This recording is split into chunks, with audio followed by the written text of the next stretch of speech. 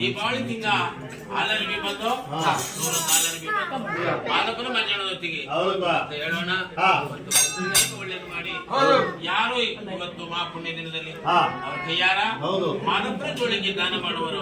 ಕಾಸು ಕೊಟ್ಟ ಮನ ಕರ್ಮ ಕಳೆದು ಭಿಕ್ಷೆ ಕೊಟ್ಟ ಮನ ಲಕ್ಷ ಭಾಗ್ಯವಾಗಿ ಅನ್ನ ಹಾಕದ ಮನೆಗೆ ಪುಣ್ಯದ ಭಾಗ್ಯ ಬಂದು ಹಾಲು ಕೊಟ್ಟ ಮನ ಅಲಸಾಗ್ರವಾಗಿ ಮಹಾದೇವ ಅಂತೇಳಿ ಕಾಯ ಮಾಡದ ಮನ ಒಳಗೆ ಯಾವ ಕಂಟಿಗಳಿದ್ರು ಕಳೆದು ಮಕ್ಕಳಲ್ಲಿ ಒಳ್ಳೆ ಇದ್ದೆ ಬುದ್ಧಿ ಕೊಡಪ್ಪ, ನೆಮ್ಮದಿ ಕೊಡಪ್ಪ, ಯಾವ ಕಷ್ಟಗಳನ್ನು ಕೊಡದೆ ಕಾಪಾಡಪ್ಪ ಮಹಾದೇವ.